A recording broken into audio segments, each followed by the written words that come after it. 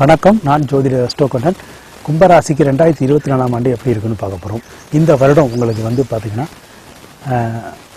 குரு 3ல் இருக்கக்கூடிய அமைப்பு உண்டு. ராகு 2ல் இருக்கார், கேது 8ல் இருக்கார், சனி உங்கள் ராசியிலே இருக்கார்.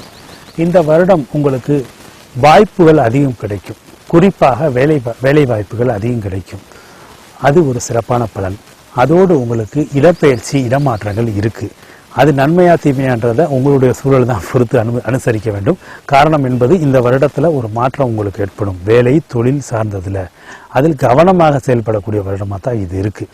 இந்த வருடத்தில் நற்பலன்கள் சொன்னால் வாய்ப்புகள் உங்களை தேடி வருவது, குறிப்பாக வேலை வாய்ப்புகள், மற்றபடி உங்களுக்கு வேலை இல்லாதவருக்கு வேலை செய்யக்கூடிய ஒரு நிலை, இடப்பெயர்ச்சி, அதிகம் உழைக்கக்கூடிய ஒரு வருடமாக, அதிகமாக நீங்கள் செலவு செய்யக்கூடியவர், அதாவது உங்களுடைய விரயங்கள் ஏற்படக்கூடிய வருடமாக இருக்குது.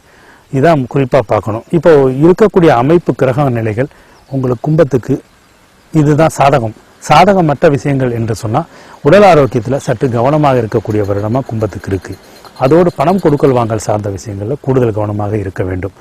ஏன்னா இது ஜென்மச்சனியும் நடக்குது, குருவும் சற்று சாதகம் இல்லை, அதோடு ராகுக்கு எதுவும் சாதகம் இல்லை. அதனால் இருக்கக்கூடியதை உள்ளபடி சொல்லணும்னா கும்பராசிக்கு சவால்கள் சற்று அதிகம் உண்டு இவ்வருடத்தில். அதோடு வாய்ப்புகளும் உண்டு.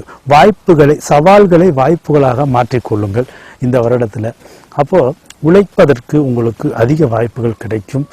இடப்பெயர்ச்சினாலே சில நன்மைகள் கிடைக்கும். அதோடு உறவினர்களோடு அனுசரித்து செல்வது நல்லது. குடும்ப நபர்களோடு பேச்சுக்களில் அனுசரித்து செல்வது நல்லது.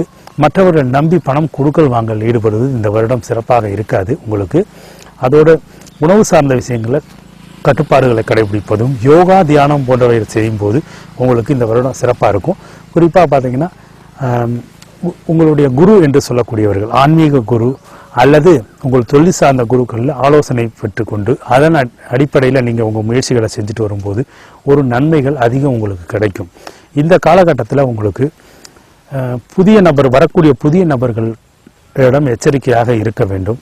கணவன் மனைவி உறவுகளில் கொஞ்சம் விட்டு கொடுத்து செல்வதும் சிறப்பாக இருக்கும்.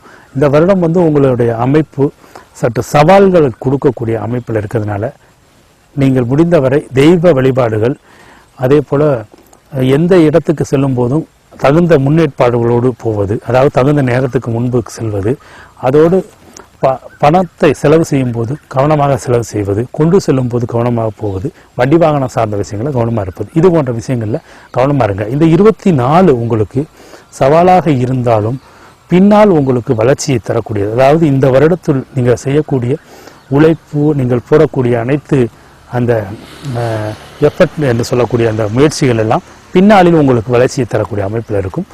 இந்த வருடம் உங்களுக்கு சிறப்பாக அமைய வாழ்த்துக்கள். நன்றி, வணக்கம்.